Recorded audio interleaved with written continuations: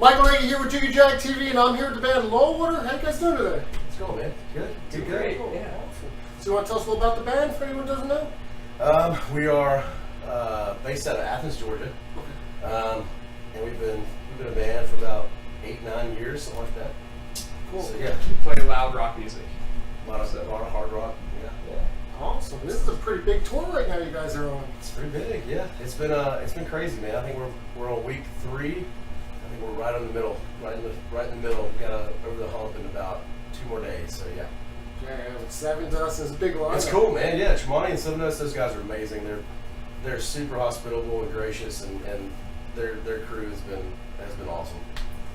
Awesome. Now I know this tour you're promoting a new record coming out, right? Yep, we've got Voodoo coming out February 22nd, and I think our single's out right now, Empty Chamber. It's on Spotify and all that good stuff. But awesome. yeah, Voodoo coming out February 22nd. Awesome. Now how does this record compare to your last album? It's completely different. We have Daniel Benny, who's been in the band for about 2 years, and this is the first record that he's done with us, and it's taken it to a whole nother level. I think the musicianship's more mature. It's a bigger sounding record. We did digital instead of analog like we did on the other 2. It's just a more powerful record. Ray, what do you think about this? Here, we're trying to cough all over you. I know we're all towards fun. Yeah, it's just like the Lullwater, I guess you could say formula, but just the Lullwater sound, but just more of the things that we liked and less the things we didn't like. We tried to spend a lot of time making sure our song arrangements were really tight and making sure that everything that we played deserved to be played on the album. And then we added some new things, like it's the first time bringing in other musicians, like some horns and some strings and stuff. Well, that's cool. We got a little bit of the New Orleans vibe to seep in.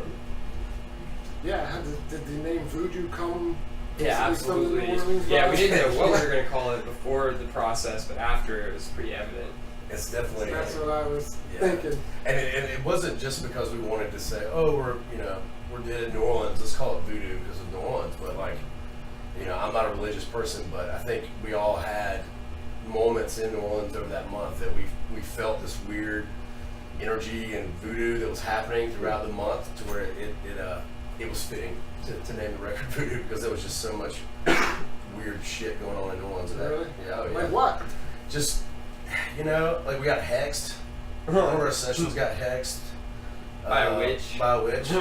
She hexed it, and then it went to hell. Like everything just fell apart. The amp stopped working, and all this crazy. She was mad at our producer, and then he had to make things right with her, and then she unhexed us. We got unhexed, but we got that's hexed. a story. Yeah. and I think the first 5 days we were there. On the 5th day or 6th day we were in there, in the French Quarter. We just had this weird moment and this weird happening. It was voodoo. Like it was some voodoo kind of negative shit that was going on. Not towards each other, but just whatever it was definitely some weird. Not the normal energy and vibe that Lullwater has. No. And we're all upbeat guys, and we're mostly positive. But that was a night there that whatever the voodoo was, it creeped in. Interesting. Wow. It touched us. And now, why New Orleans did you pick? Jacob Herman had been doing some work down in New Orleans at Maroney Studios with Brick, and he pitched the idea for New Orleans. He's like, I got to get you to New Orleans. I want to do the record. And Justin Davis came out, but it was to go to New Orleans was all Jacob Herman's idea, and which I'm glad we did, but it was all him bringing us down there. That's cool. Now, what do you guys have coming up for like album promotions and stuff like that? Because I know it's coming out very soon. We get the emails from management, and they tell us kind of what they're doing. I know that we're with Ingrews now, and there's going to be a big radio campaign push. A lot of online social media stuff, but yeah, we kind of just get the emails from management, and they say, hey, this is what we're going to do, we're going to get you here, and there, and just, Well, you got this tour. Do you have another tour after that? Well, we don't know. We know that we're going to be going back out probably in April or May. We just got picked up, I guess, by a super legit booking agency that we're really proud of that we found out about yesterday. And they're, behind the scenes working on it. So we'll be pushing probably hopefully 100 shows this year. Oh wow! Yeah, I can see you guys At are getting least. pretty big momentum. Yeah, it's gonna be a lot of work, but a lot of touring, a lot of good stuff. Moving up fast now, Mhm. yeah. Mhm. And it's a highly anticipated album. So. Yeah, it seems to be. I think everybody's really liking it. We've been anticipating releasing it for a while, for sure. We've had it for over a year. It's been ice for a year. We've had it since. Yeah, so it's been tough to not show it to everyone, but it's really great. So we had to take the time. So you've been working on it for a whole year? You said? Well, we finished it over a year ago, so like it was mastered and ready to go. We just had to make sure that the release was gonna do the album justice. Now, about the album, I know you talked a little about the Voodoo stuff, but what are some of the themes and concepts and stuff like that? Well, as far as the writing goes and the lyrics and the content of the songs, I usually like to leave that up for the listener and let them interpret it. It did come from a place of a lot of pain and confusion. What's up, guys? What's going on? Thank you, everybody. So yeah, it's one of those things where we just kind of did the, I want to leave it up for people to take away from it what they need, what they want. Cool.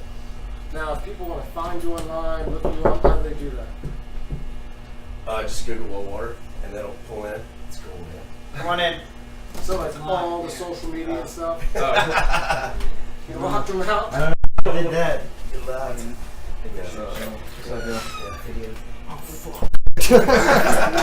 Good. This is great. I love this. Yeah, some bro, guest appearances this is here. awesome. I think Primo content right Content. Yeah, we were freezing out there. Yeah, it's crazy. Show you Am I interrupting something? This is a great interview. Sorry, Yeah, no Sorry. worries. We got man. Kane Hill here. Kick-ass set, guys, as Thank you. always. Hi, guys. most ambitious crossover episode. Just so I don't interrupt more, I'm just going to go ahead. Oh, yeah, you're good. We'll be out here in a second. That's the only thing I need. So basically, all the social media: Facebook, Twitter, Instagram, YouTube. Yep, all the sites, man, streaming sites, Apple Music, Spotify, all that jazz. Cool. Well, it's good talking with you guys. Dude, and well, thanks for having us, man. Farewell.